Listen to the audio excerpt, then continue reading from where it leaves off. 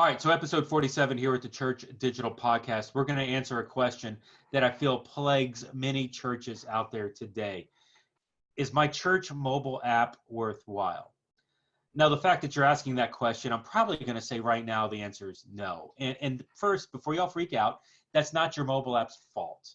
I think there's an opportunity for many out there in the church to better realize and understand what the purpose of a mobile app is for.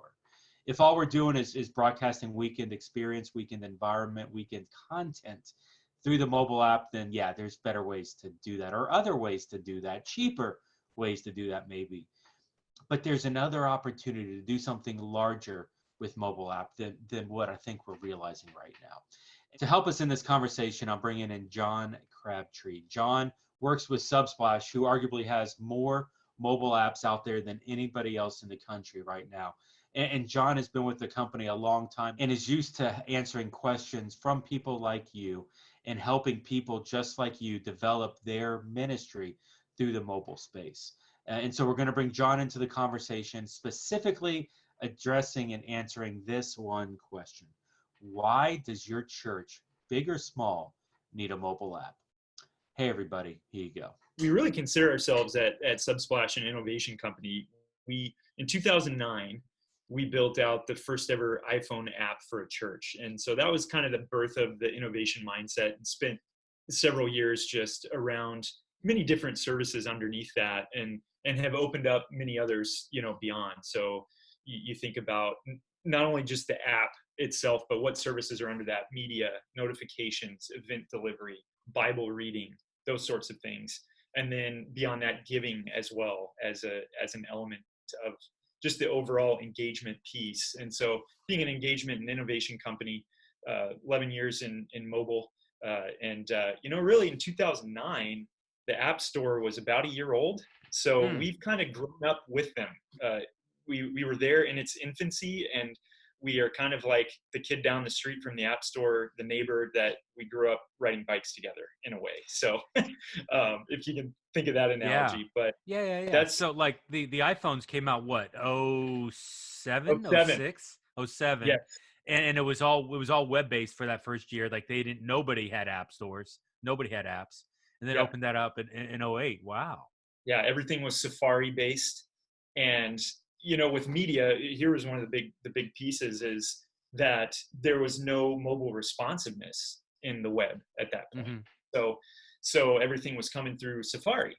And the pastor's head was huge because it didn't actually respond to the phone size. So that was one of the first problems innovatively that we solved, was actually building according to Apple's and then later Android's specs around how to present media through an app rather than through a web browser. What I do for the company is really just, I'm an evangelist obviously for Jesus Christ, but ultimately, how can Subsplash help you accomplish your goals of reaching more people and making more and better disciples? So yeah, I'm talking a lot on a daily basis. So you guys primarily work with churches to figure out how to do this mobile app thing?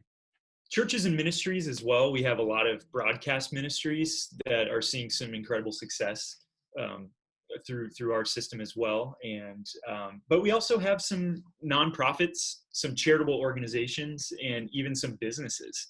So that's a smaller subset of who we serve, primarily churches and ministries. So Subsplash is a little larger than some of the others that are out there. Like how many churches are you helping on a regular basis? We now have around 12,000 total clients, and probably 97% of those are churches and ministries.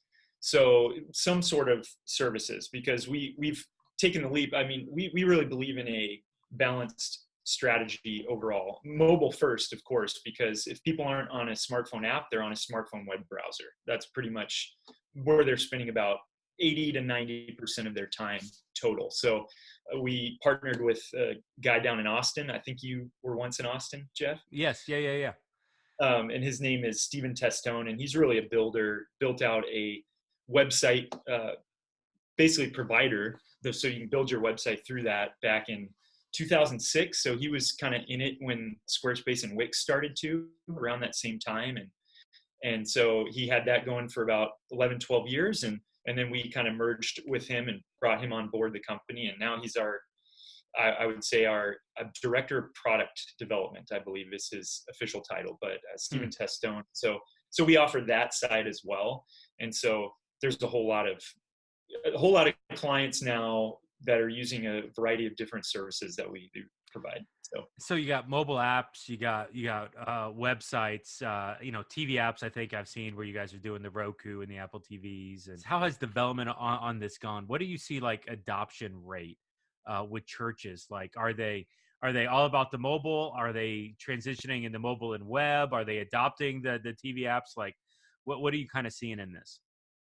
Yeah, the analogy I like to make here is a lot kind of like we're just getting to the Super Bowl, right? So a lot of football teams talk about a balanced team, a good offense and a good defense and all that. We really think of a balanced strategy digitally.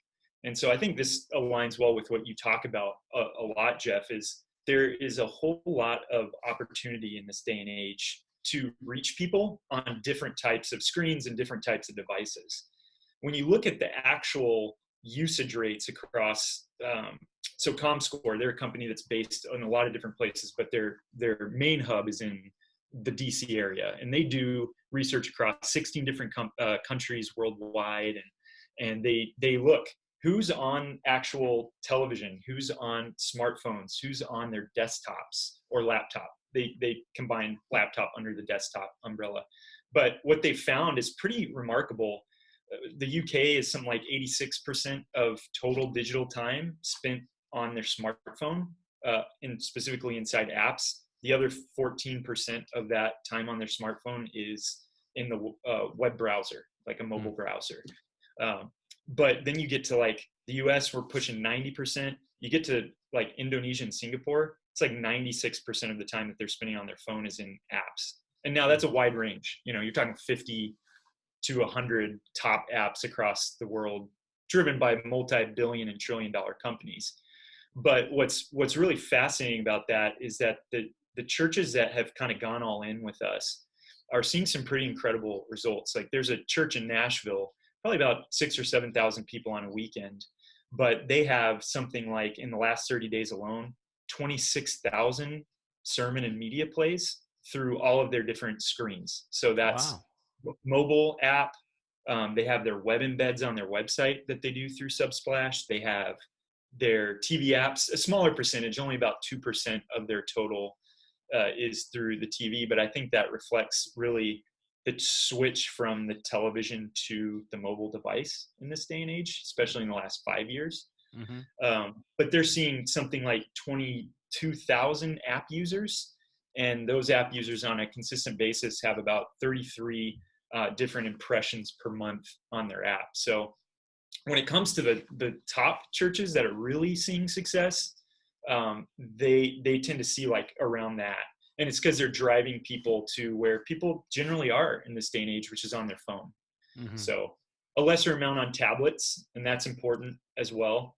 And then still around 25% of total time is on desktop. And so you got to be able to connect all these things together. So all that to say, I think it was a long answer to your question, but a really balanced digital strategy is what we push in this day and age. And I could see totally where mobile and then tying in that web, so it's all within the same ecosystem. Like last night, my wife asked me, what's TikTok? And being in the mobile space, I said, well, it's kind of hard to explain, but it's literally just a timeline of videos. So you had your Instagram starting out as a timeline of photos, and now, but we downloaded it together. And it was really interesting because we downloaded it not in the App Store. We went to their website, and the very first thing it says is download this on the, and you click it and it goes to the App Store and downloads it for you. And so it's very interesting because there's still a funnel going through the web. But then when they want you to actually engage, it's in the app. So it's an interesting trend that's happening across kind of all of the big boys. So let's unpack that, because that's a really fun paradigm. So you're a mobile app guy, but some stuff lives in web too, right? Like let's talk this out, because somebody out there's listening right now and they're like, yeah, I don't need a mobile app. I've got a mobile website. That's all I need. What's the balance? Like when you're developing mobile strategy, or when you're talking to a church, like what's the stuff they should be doing in mobile app? What's the stuff that they should be doing in mobile web? Like where is that tension as they're helping to develop a strategy? Yeah, that's a great point, because there's kind of a wide range of things that are happening under that question, aren't there? You've got Google, who owns Google.com and YouTube, which those two forces combined, along with some others, I know I'm very generalizing here, but those forces combined really drive where you show up when someone's searching for you on the web.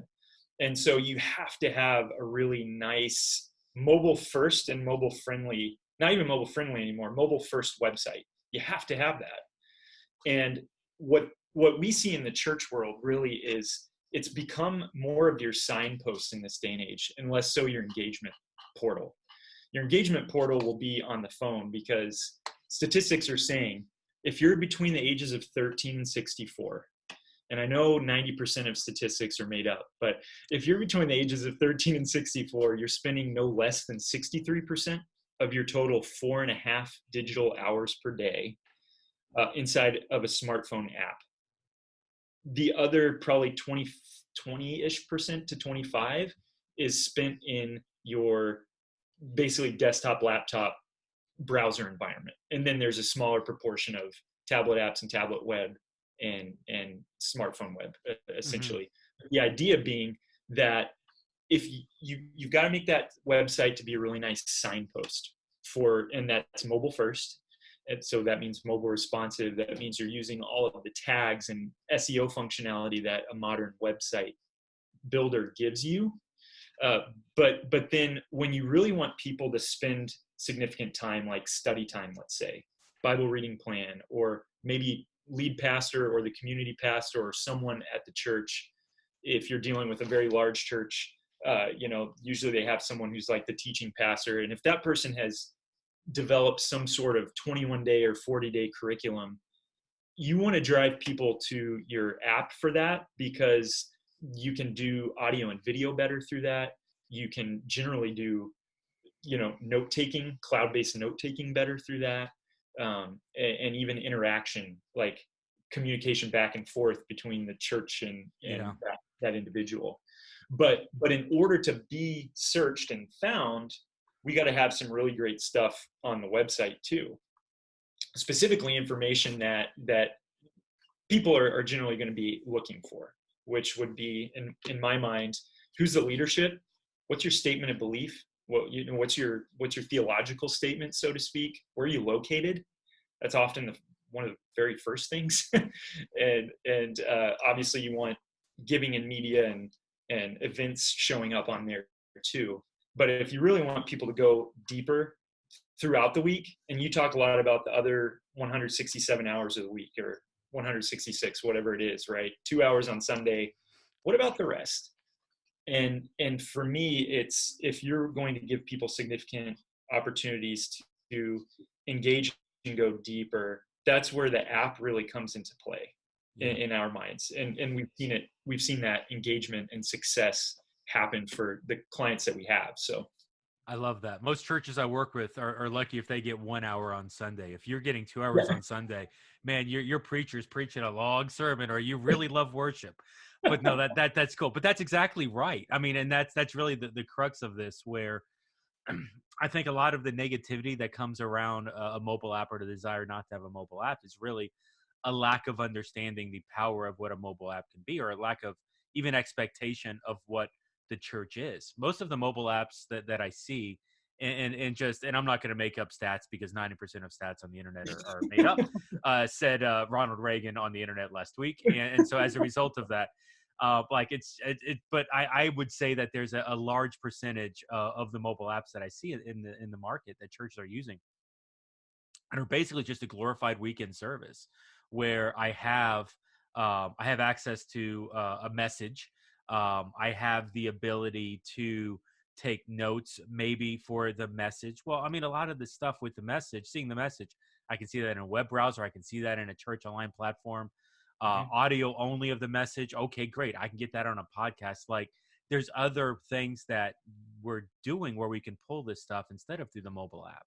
And if that's all your expectation is, then yeah, you probably don't need a mobile app. But there's so much more power behind the mobile app. Like you're talking about reading plans or a lot of these other things that get into that 167 hours a week. That would be other than the 1 hour on Sunday, which makes for a total of 168, which is great. But once we start to explore that space, the mobile app, I agree with you. It starts to have a lot more purpose, and some of that stuff, at this time and day where it's not as easy in a mobile web infrastructure as it is in a mobile app. So, like, let me ask you this question: just what are some things that you've seen that Subsplash is doing, that some churches maybe are looking for, even asking about, that really dig into this, reaching people from 167 hours a week, not just the 1 hour on Sunday? Yeah, that's an awesome question, Jeff. And we've been spending a lot of time trying to really dig into where people are right now and why they're there. And so we saw that on that same ComScore research. It just came out on October 31st last year. And if you go to comscore.com, I think it is something like that. I can shoot an email over to you, Jeff. But basically, that what's really cool about that is that 93% of social interaction is happening through a mobile app. And so we spent a really good chunk of 2019 really figuring out, when people are communicating with their church and with the people at their church in their small groups, if they're serving on a weekend, right? If they're in that, or they're in a Bible study, how do we get people, when they go into their app, to do something like, oh, I'm going to give today because I was just, I'm in here, I saw my paycheck dropped, I'm going to set my gift or set a recurring gift for the first time or something like that. Then they see, maybe an announcement that came through because of a notification that pulls them into the app. Well, what if now you're going in there and you're able to see all the different groups you're a part of, and it functionally becomes your check-in for the week, between Sundays with your small group or your volunteer group.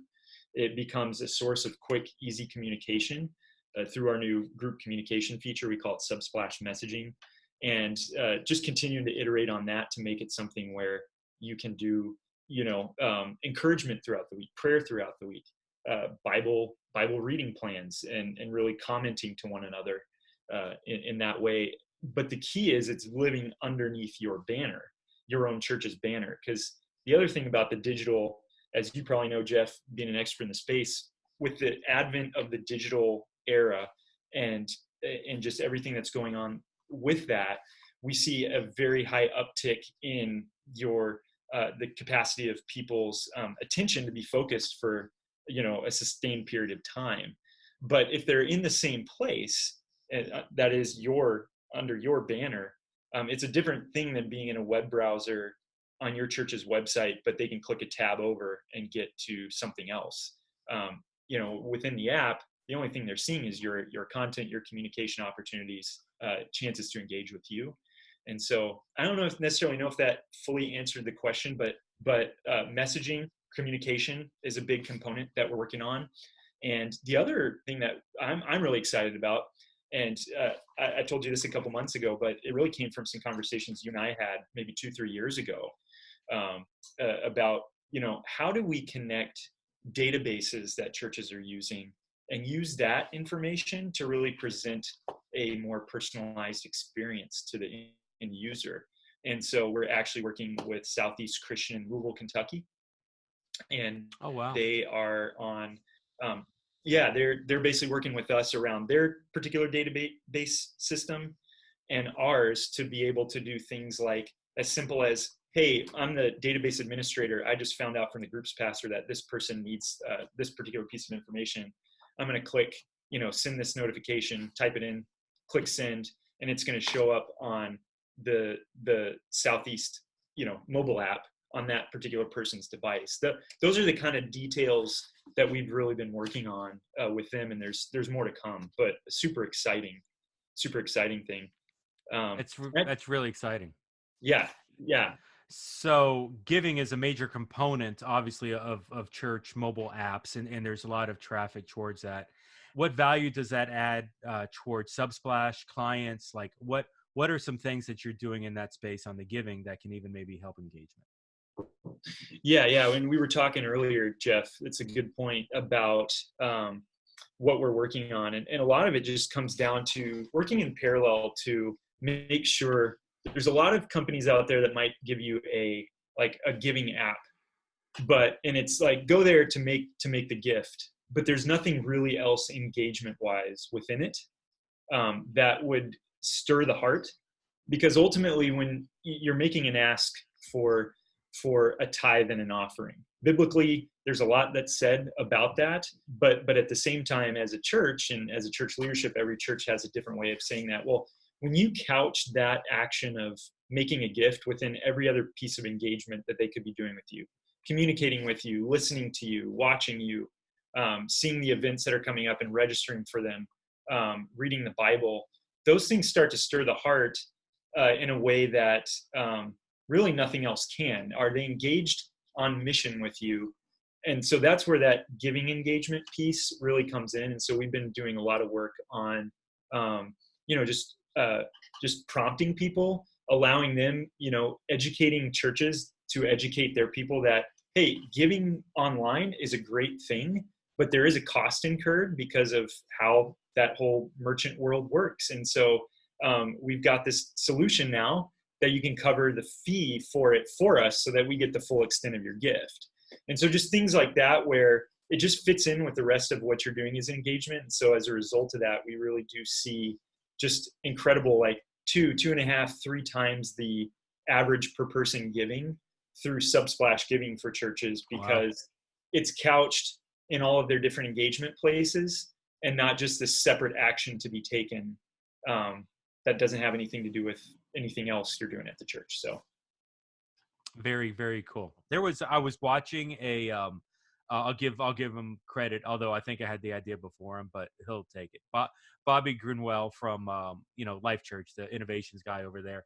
I was the other day, I was stuck, and I was outside of a government TSA office, which is weird because that's not what you expect to hear on a podcast. But I'm waiting, and the sign says we'll be back in 15 minutes at the door, and the door is locked, and it was 45 minutes, and I'm still waiting for the person to come back from 15-minute break. And so finally they do come back. But while I was waiting, I was watching Bobby Grunwald was doing a live stream, and basically just he was talking about just stuff that hits the cutting room floor. It's like, man, I would love to have time to do this, but we never really explored it. But now, now that XYZ projects are done, we're starting to pick some of this up. And, the live stream audience is like, what are you thinking about cutting? What have you cut? What have you cut? What are you bringing back? Trying to, get them to say something. And what he teased it with was, there's lots of things that we're doing in the church online realm that would be extremely powerful in the physical realm. We just need to figure out how to do it. And he alluded to this one thing, and I'm like, I have literally said it on this podcast, so I have it recorded on the record that I said it before he said it. And it comes into this idea of, I would love to see a church, and even if this fits under mobile app, that's cool. I would love to see a church utilize chat in the physical space, because we have this thing where we're like, okay, we need to multitasking in a virtual environment. You're capable of do more because you're staring at whatever. But I think when you're in that physical environment, you're in that second space anyway. And I think there's an opportunity to utilize that text, that chat, as a second input in during a message, even specifically, to keep people engaged, to funnel in secondary information to complement what the speaker's saying on stage. And so, like, I've been suggesting to people, figure out how to make WhatsApp work, figure out how to make whatever. But like, if there's a chat option underneath Subsplash under the mobile apps, man, I would love to see churches start to explore with that, instead of be like, hey, turn the phone off and put it away. Your Bible app's already on there. Figure out how to engage with that. You want them doing social media posts in the middle. The trick is really to use that mobile app as the window to keep people engaged during that service time. Any thoughts on that? Absolutely. I think that's something that is so underutilized, is just how are we bringing that technology into the live space as well. And it's something that the engineers, on that particular team in our company is really looking at, is how can this thing be flexible enough that you could use it almost anywhere, because people have their phones with them pretty much anywhere. And not only that, but what I love about your podcast in specific, Jeff, because I've listened to so many, is just we are entering an age where the old paradigm of what church is, the model, is shifting. And a lot of people are talking about the church, churches closing their doors, more churches closing their doors than opening them in this day and age, right? And so that's not a good thing on the life index of the church, right? When you think about it, that's negative birth rates are not good in for humans. Negative birth church rates are not good for the areas that they're occurring in. And so if we don't change the model to fit, where our culture is, while retaining the core things, gospel, that's central. Retaining the core message, that's what's most important. Beyond that, the model is something that we need to start being very creative and flexible with. And so that's awesome, Jeff. I'll give you credit ahead of time. I didn't know that, but you've got the proof. So yeah. Whether it's you, Bobby, or both, it's like I'll take him to town, toe to toe. That's okay. He'll probably produce some email from like 1994, before there were even like mobile phone. I don't know. Ronald Reagan probably said that at some point in the 60s. So we'll give Ronald Reagan credit for it all. Yeah, that's awesome. Could I add to that too? Because Life Church is such an awesome, forward-thinking church. And not every church can be them, right? Most churches across the world are 100 people or less on a weekend. Where Subsplash really is trying to come in is we've got an idea of, and it's a bold, hairy, audacious goal, but the goal is to equip every church in some way in our lifetime with whatever tool of ours that will solve a problem for them. And the idea behind that too is just making sure that what I love that Life Church does is they make so much of their content and their innovation wide open. Mm-hmm. And so we love churches who do that, and not only that, ministries as well.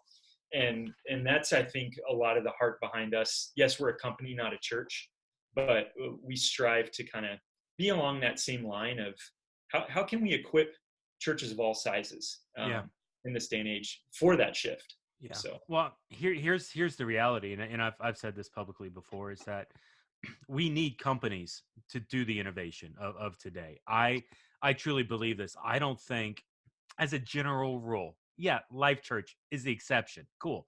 As a general rule, churches cannot be innovative.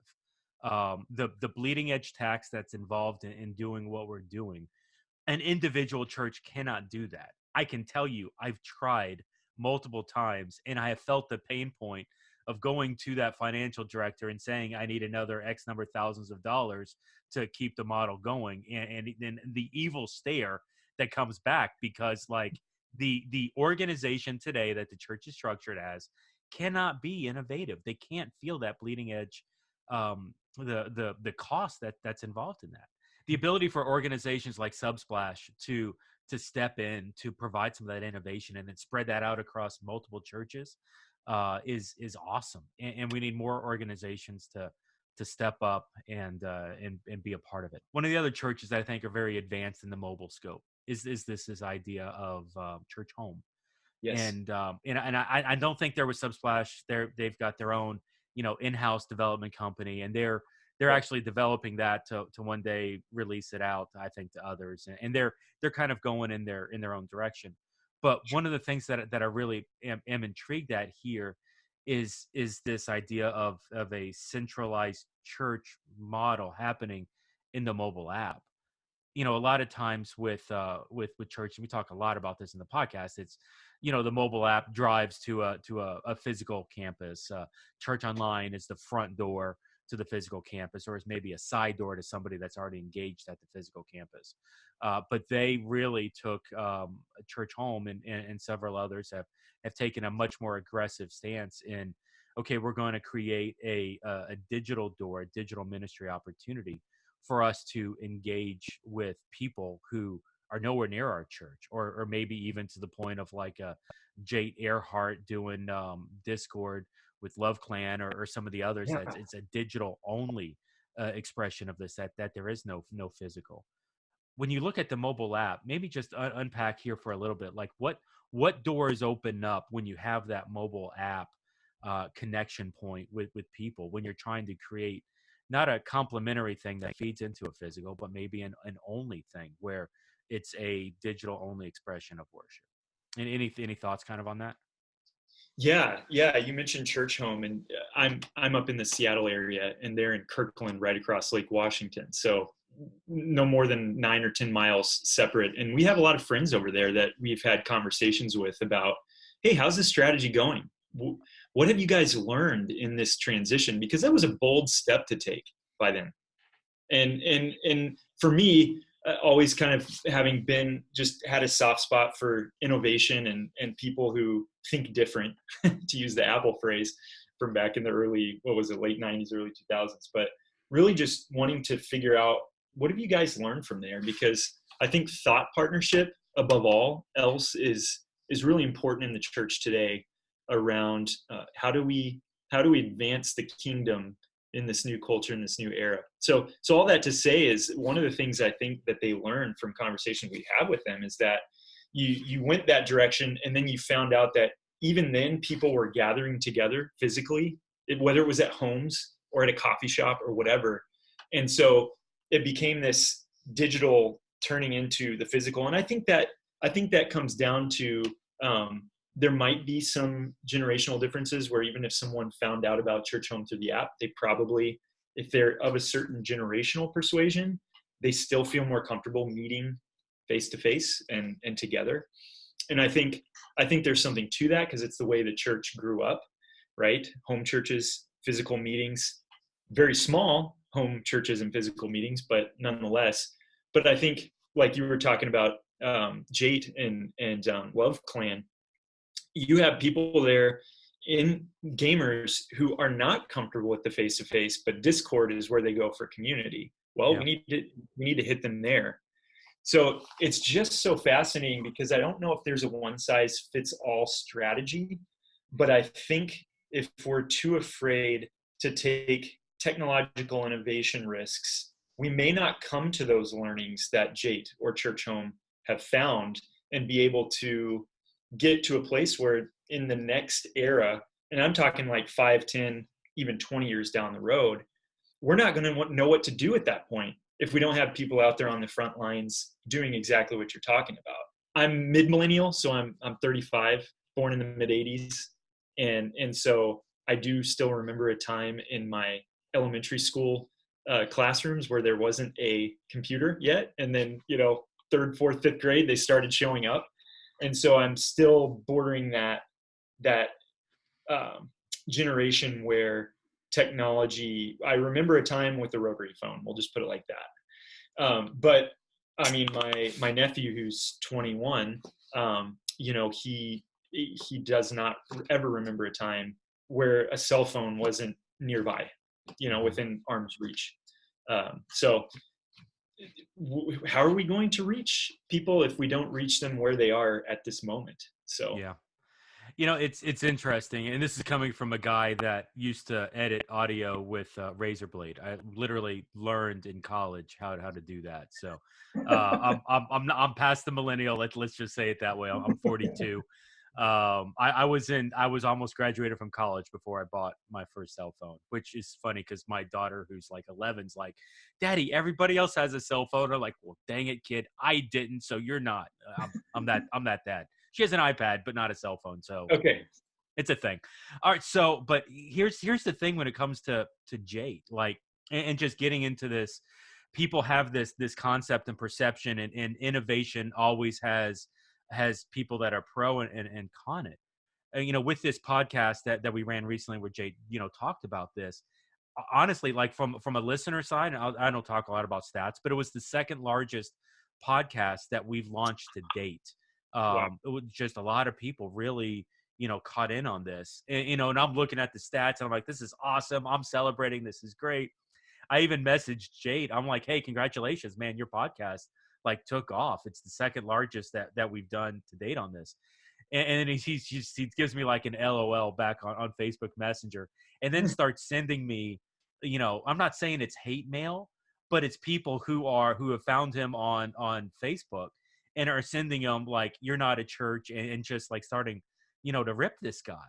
And I'm like, "Jade, I'm so sorry, bro. Like, how send them to me. You don't need to take this. Let me take it. Let me help. Let me, I started to like, bow up a little bit, dude, I'm 40. Like, you take your shots at me, not some kid that's doing this. That being said, there's always this, risk when you do, especially in this. And I think this is one of the things really in church online and digital technologies, where you're messing with people's traditions.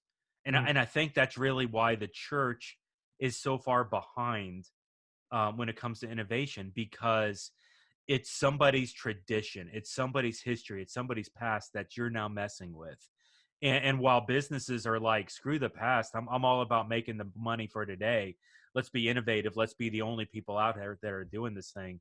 Yeah. The church body really struggles to, let go and to focus more on ahead, because so much of the model of today with the attenders and arguably consumers is, don't move my cheese, or to paraphrase the Tom Rainer book, don't move my podium.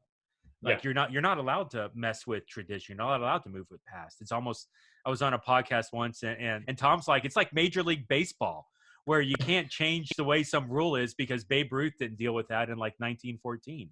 And it's like, Yeah. it's 2020 now, bro. Like, do things different to be more effective. And so Yeah. a lot of what you guys are doing, and I've loved our conversations and the Subsplash conversations, because it's, hey, this would be really cool if you could do this for the church. Churches would love this. The church can't afford to do this on their own, but I'm willing to bet if you pitch this idea at like 15 churches, somebody else is going to love that.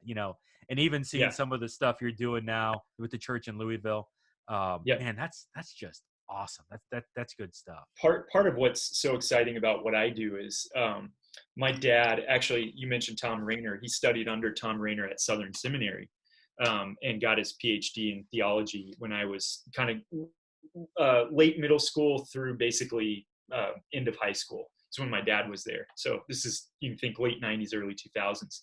And his whole, work in his PhD was literally the church growth movement, and how from, let's say, the 40s to the 90s the church grew. Well, the fact of the matter is like, and my dad keeps talking about this because he continues to read, books from top thought leaders, but he's like, what worked in the 40s to the 90s, we're in a totally different era in this day and age.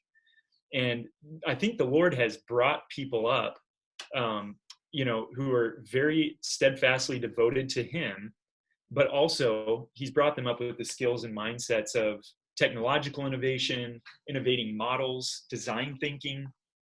How do we design the church for the 21st century? Ultimately, again, there are ways that in scripture, I think, the Lord has instituted what needs to happen at church. But the question is, can we model it? Can we put the pieces around, move them around to make the model fit more where we are in this day and age? Because we're not in the 40s to the 90s anymore. Yeah. So often we're holding on to this idea of this church growth model, and Mhm. I hadn't heard that it had stopped in the 90s. I didn't know that was a thing.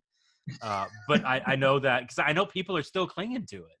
I mean, Yeah. even one of the churches that I work with, and multiple churches that I work with, Christmas was rough. In a lot of churches across America, numbers were down.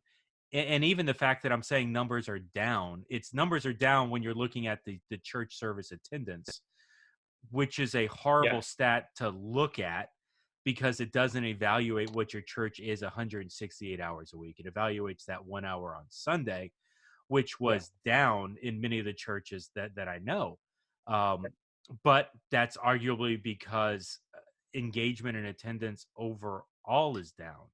Yeah. And so it's moving away from the church growth model and understanding there has to be something new and different. One Yeah. of the churches that I'm working with, and this has nothing to do with mobile app, but everything to do with the future of the church. So, but one of the churches that I'm working with, like it's long and hard conversations towards discipleship, disciple making, evangelism, learning how to serve a community and engage in a community, and move away from creating environments where staff and pastors are responsible for creating environments, and instead moving the staff and the pastors to, I'm responsible for creating disciple makers, and Yeah. stop doing a checklist where consumers will come in, see a service, and then go out for another 2 to 3 weeks before they come back again for another tent pole, a shot of adrenaline, spiritual adrenaline to get them through. And Yeah. instead, hey, let's the staff be responsible for training people in discipleship so that they're capable to go out there and train other people and witness to others, and to create that disciple making movement that's not driven by the 1 hour on Sunday. Um, Yeah. I won't drop a bunch of stats because we've been making fun of stats all days, but there's a ton of valid stats, not Ronald Reagan from the 60s stats, here Yes. towards creating disciple making movements, and how that's how people today are looking for spiritual guidance. That's what they're looking for. Organizational evangelism is going away quickly. The world does not care what we as a church think. The world cares what people think. And it's our job to get our engagers, our listeners, our audience, Hmm. our members, the Christians who are underneath us, to become that new messenger out there. Yeah. And mobile app is so much a tool towards that. I was going to say that with that, what's one of the questions I often ask executive teams at churches is, hey, do you know how many people are in your database? Whatever, every church has some database of record tracking, who's been there at least in the past at some point, and maybe where they're from, and do they have a family, and, is the whole family there, and all that. I say, how many people are actually in there? And then I follow up with, how many people actually show up on a Sunday? And oftentimes those numbers are wildly different, wildly hot, much more people in the database, like 5, 6, 7, 10x as many people in the database as people who actually Yeah. show up on the weekend. I mean, part of that is like people move to different places and out of the region, or maybe they move churches. You never know what happens. But the final question that I ask is, how are you still communicating with that huge chunk of people that aren't showing up every Sunday? And this is the way to do it. But then I always say, and it makes my managers a little bit uncomfortable here, but I always tell churches, don't do a mobile app if you're not going to do it well or right, because you end up shooting yourself in the foot. You have pretty much one shot at like developing that trust. It's really hard if you do it improperly, or incorrectly, I should say. If it's not quality, if it doesn't match the user experience that they expect of, like, those top 50 apps that they probably have at least 5 to 10 of them on their phone, because we're competing with billion and trillion dollar companies that have some of the best engineers in the world. And so the question is, does your provider that you're working with on the mobile app, or is the custom company that you're working with because you decided to go that route, do they have the infrastructure and support needed for it? Because you probably don't have a fully fleshed out IT team like, let's say, Microsoft has, or any company in the Forbes 500, Fortune 500, excuse me. Yeah.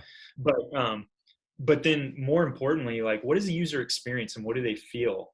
If you're just porting in like a web video or something like that in as your media solution, chances are people will just go to that outside media solution instead of your app, because they can do other things there too. Do you really want your people on WhatsApp or Facebook Messenger as like their primary communications point with your church? It's a question. They're free platforms. They have some good things about them. The question is like, do you want to send people to your platform or to another platform? And do you want them spread out amongst 5, 6, 10 platforms, here's for doing payments and finance and giving, and here's like where you go for media, but actually you go to YouTube or Vimeo for media, but you go to SoundCloud or Apple Podcasts or Spotify. And so you're sending them to all these other places. If you can do it well with a really good user experience, you'll see that kind of, 3, 4, 5 times as many app users, because people even who don't get there except every 3 weeks, they'll still have the app, and you'll still be able to get to them, and they'll still be able to get to you in those 2 to 3 weeks that they miss. So I had a guy call me out on Facebook, Joe Radisovich. I'll drop the name because now he writes for the Church Digital. He called me out, and I was like, "Be part of the solution. Come on board." But he called me out for this. He said, "Jeff, I love the stuff that you're creating and you're doing. I'm a small town pastor, he's at the church he's at, 55, 66, under 100, sub 100. And he says to me, not the numbers matter, but in context of where I'm going, 80% of churches in America are under 200. I think you alluded to that stat earlier, and that may be a Ronald Reagan stat. I don't know, but I think it's legit. It's very it's legit. And so I think the average size church in America is 71, 63. That's under 100 once again. And so it's okay. And so here's my question for you. Talk to that sub 200 person church. How can they utilize a mobile app? You want to get a mobile app tool in every church in America. 80% are under 200. Yep. Why should they be using Subsplash? Why should they be using mobile app? Number of reasons. And I'll talk about the product in general and where it really starts to match that type of user experience people expect if they go into, any of these top apps. Across all of our services, we have a high view of user experience design. And we have a couple of people who've been in it pretty much since 08, 09. And so when you start putting that kind of expertise in there, but really it comes down to engagement. Like, yes, the app, but what does your website look like? Do you have someone on staff who is proficient in marketing in this day and age, and getting just information not out to the congregation? Let's not even talk about the rest of that small community. Let's just talk about your congregants. Do you have people who are proficient and skilled in this technological age? And I think where Subsplash comes in, as opposed to some of those other mobile app companies, is that when you partner with us, yes, you're getting an app, but we can provide you your website that's tied in, like we were talking about earlier, to where, people who move into your community are going to find you, because you're going to hop up the search engine score, because your website gets basically, through the Snap Pages by Subsplash website builder, it's built according to the latest Google search engine rules. So now your search engine score pops up. You start moving up that list. The question is, as a 200 person church, do you still need an overall digital strategy? And we actually partner with churches, not only to provide a product, but a service of kind of a client success. Is actually what we call it, client success manager, who will actually walk along, and they've got a unique experience because they work in technology or have had a technology or marketing role before, but they've also worked at a church or ministry.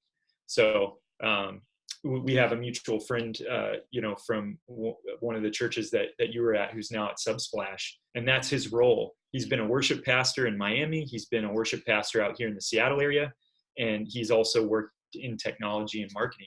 And now he's helping churches of all different sizes, 200 person church, even up to larger churches, to not only give them a product, but really think about, how are you guys doing church today?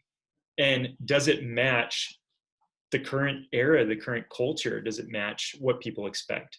So I'd say, even beyond the product, the service that is provided, the consulting, is a big piece. So make sure, whoever you're working with, that you've got good consulting on that end, especially if you're a smaller church, because you probably don't have as many resources as a larger church to really get expertise in that way. On the product side, there's got to be something that differentiates your product from a competitive non-church product, right? So I'll just start with media. Here's an example. The cool thing about YouTube for churches is the searchability and the fact that Google owns it. So your search engine score, if you do it right on your website, it's going to make you very visible to people who don't know about you. The question is, once they know you, do you want them going there and actually being in the YouTube environment, because they start getting things that they're not just going to YouTube for you. And so they're getting served up things by YouTube that are, you know, that have nothing to do with you as a church. Now, on the other end, if you want them to go deeper with you and they're already invested, what's cool about the Subsplash media delivery service is that if you're in the app, you can start on the video, but let's say you need to hop in the car, you just click switch to audio, it pulls up right from where you left off, pop your headphones in or hit CarPlay, and boom, you're off and running and still staying engaged. And so those kinds of things that aren't really available anywhere else, if your church app doesn't have those, it probably won't be as compelling to use or utilize. With Joe, the guy who called me out with the small church, 50, 60 people, like he's the only pastor. He's the only staff person. Yes. And so he speaks technology, which is why I like him. And I've got him on board with us doing blogging and some other things through the Church Digital, just continuing to kind of target that sub 200 church. But he's the only person like on his staff. And so as vendors reaching out to be able to help and provide some of that wisdom for a small church, you definitely want to find somebody that speaks to that. And I can tell you with Subsplash, just my own personal experience with them over the years, they are phenomenal with this. As I was sitting here, and I want to throw a couple more things at you, I actually was thinking of a situation that I'm in right now that I'm like, hey, there are other churches that are struggling with this. And I don't know that you provide this, but this would be a great idea that would help churches down the road. What we're looking at here with one of the churches that I'm with is this idea of a discipleship pathway. The whole like the process that it takes to become a member or to learn about the church, to get connected into groups, purpose-driven church, they call it 101, 201, 301, 401, like all that mess. Yeah. We're in the process of trying to redo that with the church that I attend, Christ Journey here in Miami. And Oh, nice. with that, what we're trying to do is flip the classroom so that we're not watching or listening to some guy lecture for an hour in the thing, but instead we're watching them, on a mobile app or something online. We're taking an assessment test, which is fed in, and then we're coming into the classroom, not to listen to a lecture, but more to ask questions, to model, to demo kind of what we've learned. And so to make it much more interactive instead of just sit and listen. I would think there's probably a way that you could piece that together with Subsplash, but I would love to see something where that was more structured with the assessments, with video consumption, even interactivity, asking questions through the mobile app. So I'm just sending people to the Christ Journey mobile app, and in that they're taking the process instead of this hodgepodge different thing that's all over the place. That to me would be a big win within the app thing. So just a thought. Yeah. Stay tuned. There's a lot coming in that direction. So I won't take credit for exciting. That one then, because it sounds like you're working on it. That's cool. Well, here's the great thing about the church right now is I really have seen, across the church, just a new wave of exciting innovation and people being kind of on similar wavelengths in their thinking. So, hey, Jon, thanks for jumping on the podcast here, and glad to have you on. Where can people find you or to get connected in Subsplash? What's a good next step for them? Yeah, you can find me at jon@subsplash.com. So you can always email me your thoughts on this, this episode even. I'm happy to chat with you. And yeah, subsplash.com is our website. And we're also on all the different places as Subsplash. So, Instagram, Twitter, Facebook, you name it. Yeah. Awesome. Hey, well, Jon, thanks for joining us. For Jon, this is Jeff with the Church Digital. Thanks for being here, and we'll see you next time at the podcast. Have a good day.